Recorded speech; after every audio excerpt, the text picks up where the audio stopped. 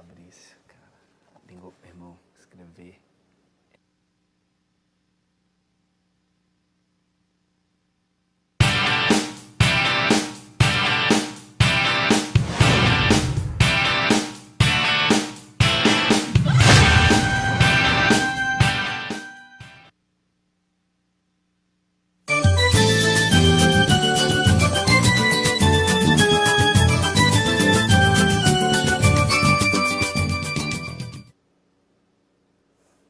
Olá, meus amigos, tudo bem? Boa noite. Estamos aqui ao vivo, 8 horas, quarta-feira, na nossa Língua Afiada, nosso compromisso semanal. Hoje, muito especial o programa. Eu estou aqui com o meu amigo, professor de Direito Administrativo, fera Eliesley Silva, jurista e doutrinador, né, Eliesley? Olha aqui, filma o Eliesley comigo aqui do meu lado. Esse é meu grande amigo Eliesley. E hoje, no nosso programa, vamos trabalhar a importância da interpretação textual à luz do direito administrativo. Como assim? Todo mundo sabe que, infelizmente, devido à falta de prática, tanto de leitura quanto de escrita, nós temos muitas dificuldades em interpretar alguns enunciados, né? Até porque algumas bancas dão umas vaciladas, né, em relação à língua portuguesa. Usa uma vírgula indevida, usa uma palavra mais prolixa, né? Então, já que nós temos dificuldades em interpretar, você imagina com um conteúdo tão vasto de direito administrativo, por exemplo. Então hoje, no programa de hoje, vamos trabalhar aqui essa polêmica de alguns enunciados que o Eliesley trouxe pra gente com probleminhas de língua portuguesa. Né, meu amigo Eliesley? Exatamente, professor Fabrício. É importante o candidato ter noção acerca dos aspectos linguísticos envolvidos nos enunciados, porque muitas vezes o candidato domina a questão técnica, ele domina o aspecto jurídico, mas por desconhecer algum aspecto linguístico, acaba não podendo resolver o item. O que eu compararia àquele que nada e morre na praia. É verdade. Eu já vi inúmeros itens de direito constitucional, administrativo, que se o cara não tiver o domínio de leitura, ele vai ter dificuldade em resolver, não tem jeito, né? Inclusive, a própria Constituição, em alguns trechos, não deixa muito claro, devido à redação, né? Existem problemas de redação, problemas de coerência textual, que tornam o texto ambíguo, né? E essa ambiguidade da lei é um problema, tanto na aplicação quanto em prova. E nós temos aqui algumas questões, né?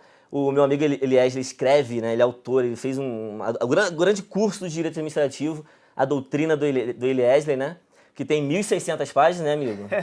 Então, assim, eu acredito que o meu amigo que escreve 1.600 páginas tenha cuidado com a língua, né?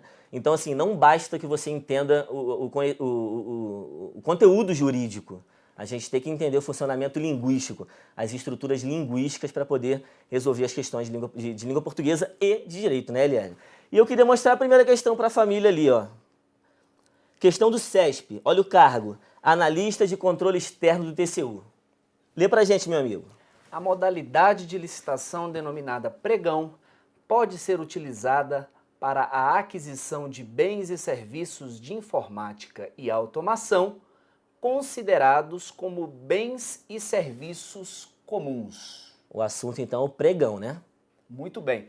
Bem, com relação a essa temática, tem-se hoje já convencionado na doutrina que os bens e serviços de informática podem ser bens comuns ou bens e serviços incomuns. Os bens e serviços de informática que forem considerados comuns estão sujeitos a serem licitados utilizando-se a modalidade pregão. Já os bens e serviços de informática que não forem considerados comuns, eles então serão licitados por intermédio das outras modalidades, qual seja concorrência, tomada de preços ou convite. Para responder à questão, do ponto de vista exclusivamente técnico-jurídico, o candidato deveria saber que bens e serviços comuns podem ser licitados por pregão e bens e serviços de informática não comuns podem ser licitados pelas outras modalidades de licitação previstas na Lei 8666 de 93. Com base nisso, o que você marcaria em relação ao item? Coloca o item mais uma vez aí na tela para o internauta acompanhar e julgar a assertiva. A modalidade de licitação denominada pregão pode ser utilizada para aquisição de bens e serviços de informática e automação, vírgula, considerados como bens e serviços comuns. E aí, galera, o que você marcaria aí? Você que está ligado no direito administrativo, estudando para concurso, fera, né, na doutrina, fazendo questão de prova. Qual seria o seu gabarito? Pensa bem, lá na tela, mostra a tela pra galera, isso aí.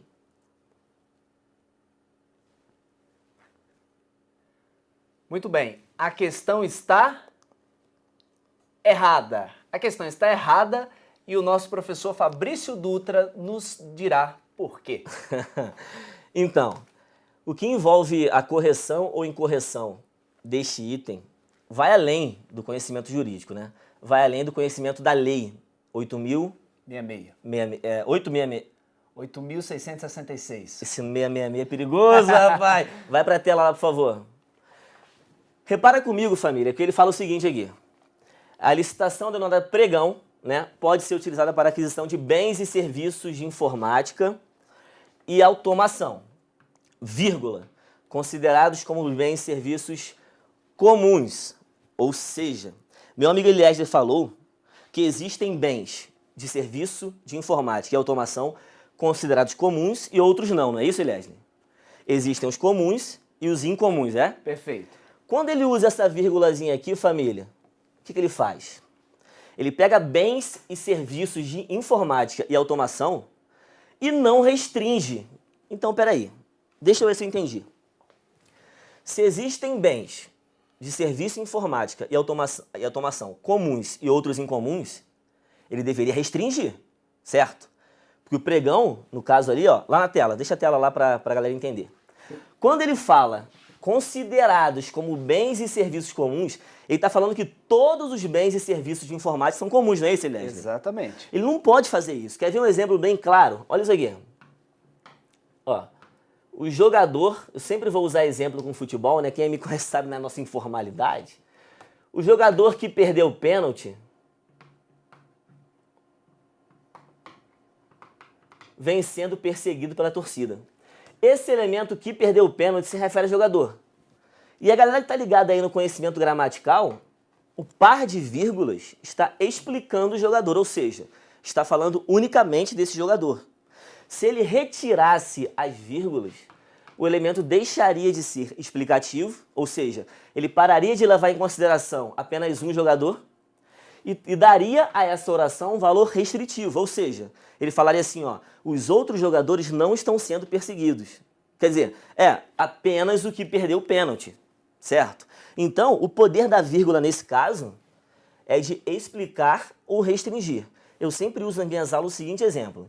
A minha tia que é advogada chega hoje. Pensa com a lógica. A minha tia que é advogada chega hoje. Se eu não usar vírgulas, eu pressuponho que eu tenho mais de uma tia. Porque eu precisei restringir, né? Foca com Elias pra gente discutir isso aqui. Elias, olha só. A minha tia, que é advogada, chega hoje. Eu não usei vírgula. Então o que a gente entende? Que eu tenho uma tia pedagoga, uma tia professora, mas enfim.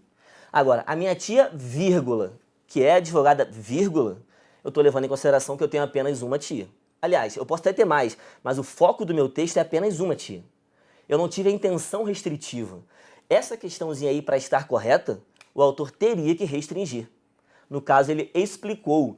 Ele disse que todos os bens de informática e automação são comuns, o que não é verdade. Não é isso, Eliezer? Exatamente. Então, a presença da vírgula atrapalhou o candidato, né? Porque ele tinha o conhecimento jurídico, ele estudou, ele resolveu exercícios, né? E foi com a certeza de que estava certo o item. No entanto, cara, uma vírgulazinha... Aí eu pergunto pro meu amigo aqui, a banca faz isso de propósito ou é um erro de redação? Eu tenho para mim que seja de propósito. Um concurso como o concurso para o Tribunal de Contas da União é um concurso dos mais visados na administração pública federal. Com certeza a banca usou um elemento surpresa, algo que o candidato não esperava encontrar numa prova de direito administrativo. Essa questão eu com alguma frequência trago para a sala de aula e de todas as vezes que eu fiz isso ao longo de mais de 5 anos, Fabrício, um único aluno pôde captar o erro da questão. Normalmente as pessoas... Um nerd, né? Um nerd, certamente. Sim. As pessoas conhecem a diferença entre a oração explicativa e a restritiva, mas elas não esperam encontrar tal elemento numa prova de direito administrativo. Com certeza. Porque assim, eu costumo dizer para as pessoas, para os meus alunos, que a gente é assim, condicionado, né, a fazer certa coisa. Se a banca fala, encontre o erro de concordância, o aluno volta a cabeça dele para a concordância verbal e nominal e pensa só nisso. Agora, se a banca fala encontre o erro, de modo genérico, ele já dificulta, porque o cara fica assim, que tipo de erro que ele quer? não sei se é de crase, não sei se é de vírgula. Então, o simples fato, dentro da gramática, de a banca não dizer do que está falando, já deixa a gente confuso. Você imagina dentro da prova de direito, que eu tenho certeza que ninguém está preocupado com vírgula. As pessoas não estão preocupadas com vírgula. Assim, no máximo encontram um erro de ortografia e falam, pô, escreveu errado isso aqui, né? Porque a gente recorre à memória visual. Agora, questões linguísticas que envolvem vírgula, uso de artigo, retirada de artigo, isso não é o nosso foco em prova de direito. Só que deve ser. Infelizmente deve ser. Nós tivemos domingo agora, no último domingo, uma prova da IBFC, a banca, né? E vários alunos em outras questões, assim, pedagogia, vieram reclamar que teve erro de redação. Só que foram erros gritantes. Erro de digitação, erro de ortografia. Isso aqui não é um erro, é uma estratégia, né? Então isso é perigoso. Tem que tomar cuidado, família. A vírgula tem o poder de explicar. A retirada dela vai dar ao substantivo referido um valor restritivo. Tranquilo? Beleza? Então, quanto ao conteúdo, pregão, beleza. Meu amigo Eliésio, ó, fera, sabe tudo. Se quiser depois mandar, ó, Facebook dele, eu vou colocar depois no quadro o endereço. Tiver dúvidas aí sobre pregão, algumas questões para ele comentar, fiquem à vontade, beleza, galera? Mesma coisa com vírgula comigo, só mandar. E aí a gente tem mais uma questão para trabalhar lá na tela. Questão, né, de papiloscopista da Polícia Federal. Vai, Leslie. No Brasil, não são irrestritamente aceitos os chamados decretos autônomos. Olha o tema, decretos autônomos. Fale sobre conhecimento jurídico, meu amigo Eliésley. De modo geral, no Brasil, na ótica do artigo 84, o inciso 4º da Constituição Federal, compete ao presidente da República expedir decretos para a fiel execução das leis. Esses decretos, que são competência ordinária comum do presidente da República, são chamados de decretos executivos, porque têm por objetivo detalhar, explicar o conteúdo da lei, a fim de que ela seja aplicada pela administração pública.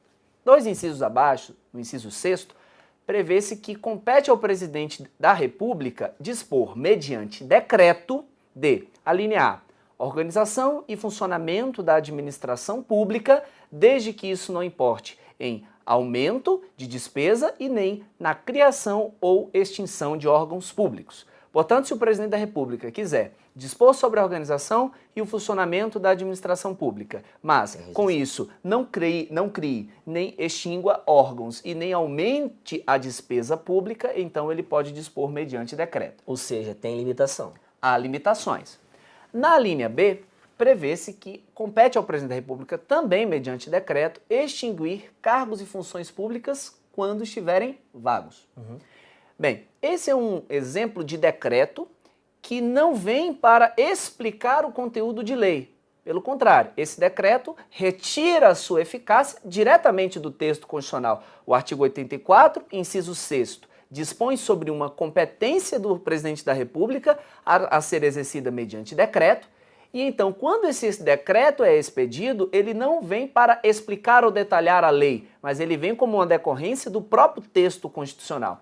A grande questão que se discutiu no Brasil até o ano de 2001, e se discutiu muito, era se o nosso sistema jurídico comportava a figura do decreto autônomo. Por uma série de razões que esse programa, nesse caráter mais objetivo e prático, impõe, eu não vou fazer esses detalhamentos sobre a ideia do decreto autônomo no Brasil. Eu vou apenas dizer que a opinião tradicional hoje, tanto na jurisprudência do Supremo Tribunal Federal quanto na doutrina, é de que no Brasil, como regra, os decretos autônomos não são aceitos, salvo quando estivermos tratando das hipóteses que estão elencadas no artigo 84, inciso 6º da Constituição Federal. Portanto, aceita-se o decreto autônomo com algumas restrições. Fabrício. Lá na tela. Aceita-se o decreto autônomo com algumas restrições. Com essa frase a gente analisa gramaticalmente, linguisticamente na verdade, né, a interpretação desse texto. Olha o que ele fala. No Brasil, vírgula, não são irrestritamente aceitos. Família, olha o que aconteceu aqui. Ele usou aquilo, né, meu amigo Eliésio, chamado de dupla negação. Exatamente. Ele falou que não são irrestritamente, ou seja, são restritos. Não é isso? É o mesmo que você falar assim, ó. Ele não é uma pessoa desleal. Repara comigo, o prefixo des, que se une aqui à palavra leal por prefixação, já indica a negação. Então uma pessoa leal e uma pessoa desleal, né, tem nitidamente a ideia contrária, né, de negação. Só que quando ele fala que ele não é uma pessoa desleal, o que ele está dizendo? Que é leal, o cara é leal. Isso é uma técnica de argumentação chamada dupla negação, que cai muito em prova nas questões de reescritura textual, né? E aí a banca pega um trecho do texto, dentro da gramática, é lógico, né? Pega um trecho do texto, por exemplo, ele é forte, não tão simples assim, né, mas mais ou menos nessa base, e pede para reescrever dizendo que ele não é fraco, né? Isso aqui é um famoso recurso chamado paráfrase, né? Ou seja, reescritura. E o que é a paráfrase? Paráfrase é quando você pega um conteúdo textual ou uma imagem e faz uma nova versão dela mantendo o sentido, galera. Então, para haver a paráfrase, não basta que você reescreva. Você tem que reescrever mantendo fielmente o sentido. Por exemplo, caiu na prova um quadro da Mona Lisa. Foca comigo aqui, eu e a Leslie.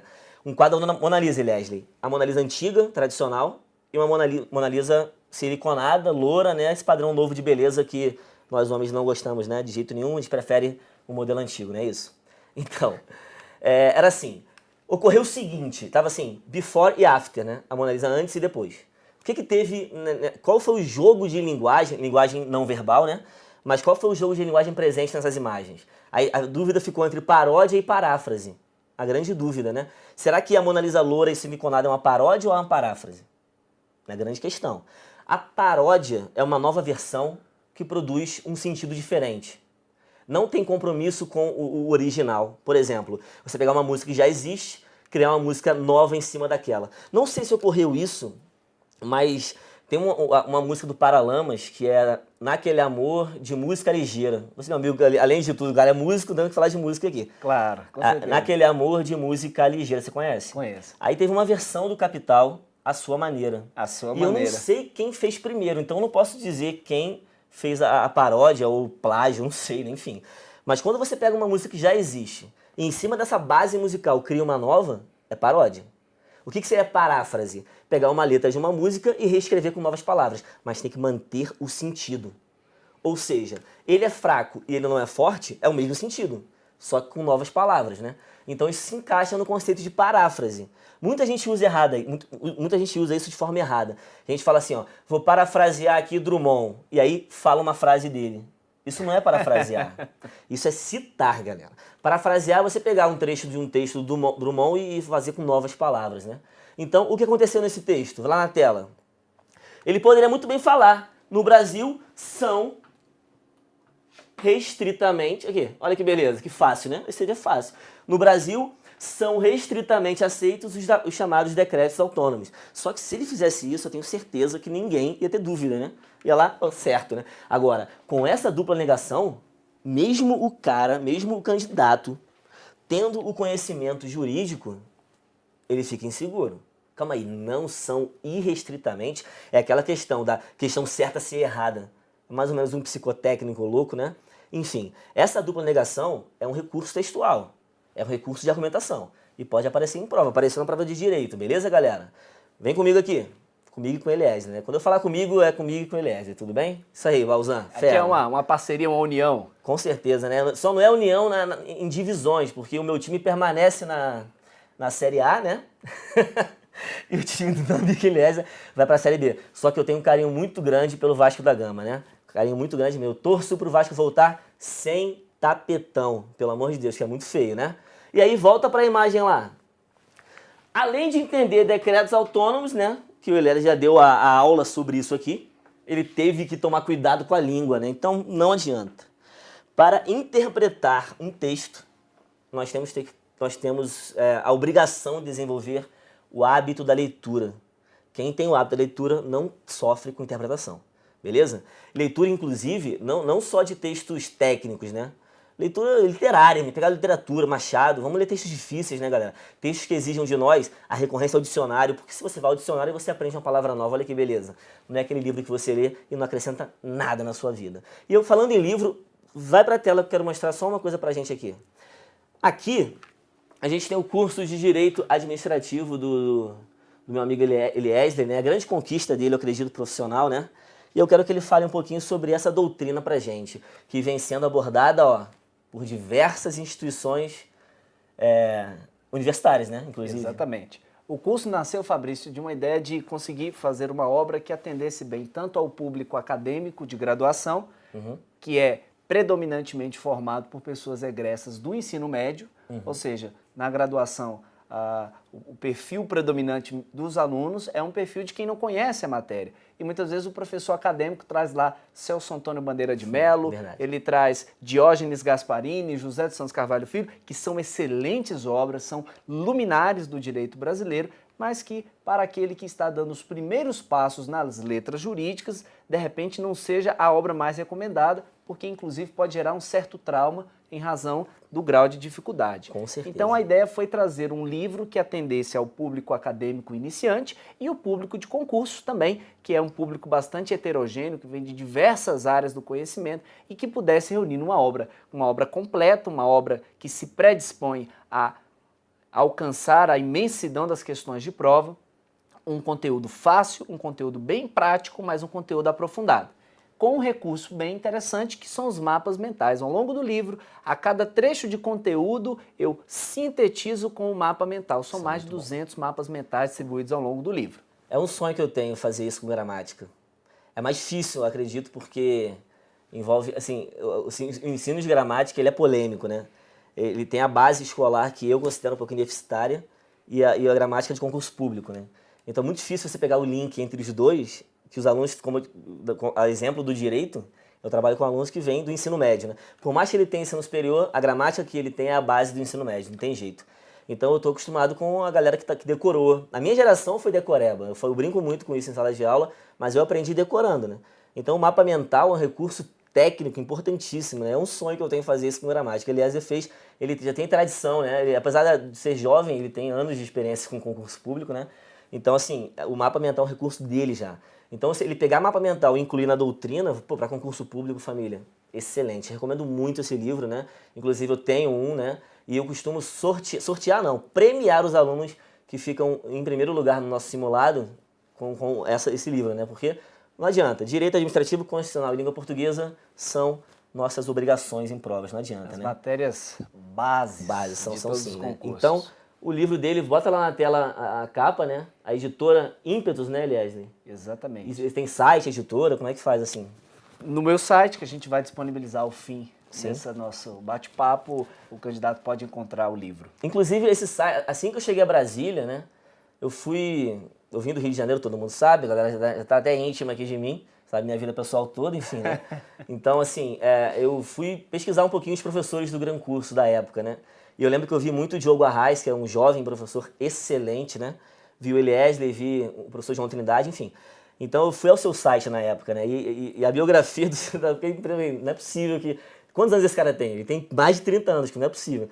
Cara jovem, né? E o site dele tem tudo, família. Tem obra, tem os livros que ele já produziu, tem material, né? Ele tem mais o quê? Artigos, jurisprudência, vídeos, uma série de... Inclusive, ele acabou de fazer um texto interessantíssimo, não sei se está no seu site já, sobre essas brigas de torcida em estádio, né? Os efeitos jurídicos disso. Sim, tá está disponível. A responsabilidade civil do Estado decorrente de atos de multidões. Até que ponto o Estado responde pelos danos que essas multidões enfurecidas causam, tanto ao patrimônio público quanto ao patrimônio privado. É bem interessante e atual o tema. Isso é um tema para outro programa, inclusive, com né? certeza, mas você imagina, Fabrício. Porque o Brasil vive de clamor, né? E o clamor atual é brigas de torcida. Daqui a pouco o pessoal esquece. Infelizmente é assim, né? Os mesmos torcedores que brigam vão voltar aos estádios. A gente não viu nessa briga no Santa Catarina, né? Tem torcedor que foi envolvido em outra briga aqui em Brasília, que filmaram o rosto do cidadão. Então a reincidência é grande devido à falta de punição, né? Enfim, o assunto jurídico está rolando, né? De quem é a responsabilidade do evento privado? Multidão envolvida, enfim, né? Vai para a tela. Então tá aqui, né, a doutrina do meu grande amigo Eliezer Silva e eu vou para a questão agora, essa questão é excelente, hein? Questão excelente. Vai, Leslie. A correta observância do princípio da legalidade no âmbito da administração pública consiste na ausência de oposição dos atos administrativos à lei. Beleza. Observa aqui comigo que a questão trata de um tema bastante simples no direito, que é a aplicação do princípio da legalidade. Nós sabemos que a legalidade existe em dois segmentos. Existe a legalidade para os particulares, que está contido no artigo 5º, inciso 2º da Constituição, onde se lê que ninguém será obrigado a fazer ou deixar de fazer alguma coisa se não for obrigado por lei, senão aquilo que está previsto em lei. Então, a legalidade para os particulares basta que eu não contrarie a lei e então eu estou agindo legalmente. Já para a administração pública, a legalidade está prevista no caput, na cabeça do artigo 37 também da Constituição Federal. E então lá se lê que a administração se sujeita ao princípio da legalidade, que significa que, além de também, como os particulares, não poder contrariar a lei, a administração só pode fazer o que a lei prevê. Então a ideia da legalidade para o particular é a ótica da não contradição, Fabrício. Se eu não contrariar a lei, eu atendo ao princípio. Já o princípio da legalidade para a administração é a ótica da subordinação. Além de não poder contrariar, eu devo estar subordinado. Só fazer o que a lei prevê. Eles se encontram, a legalidade do particular e da pública se encontram na proibição de contrariar a lei. Com certeza. A diferença vem, então, na administração pública, que tem que fazer o que está previsto em lei. Exatamente. E os particulares tem liberdade. Apenas não contrariar, né? Isso, tem liberdade. Então, acho que eu entendi. No que se refere à base, as duas legalidades se encontram. Mas a legalidade administrativa tem um plus em comparação com a legalidade do particular, porque além disso, ela vai à ideia de que não pode fazer nada que não esteja previsto, prescrito em lei. Em caso de um ato administrativo que não esteja prescrito em lei?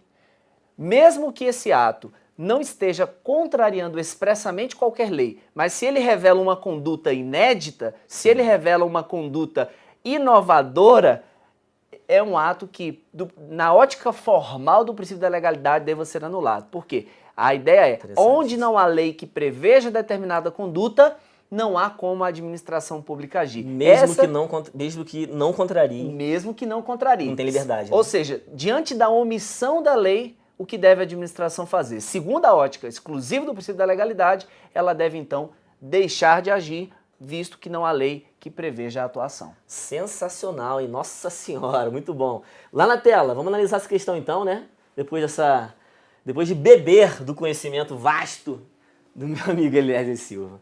A correta observância do princípio da legalidade, você sempre vai destacar as palavras mais importantes, né? Para você ficar ligado aqui.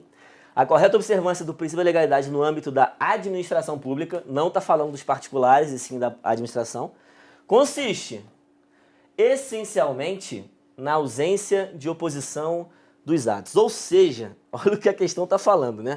Vamos supor que eu seja legal, fera em direito, né?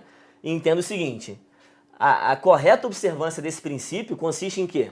Na ausência de oposição. Ou seja, o que a banca falou?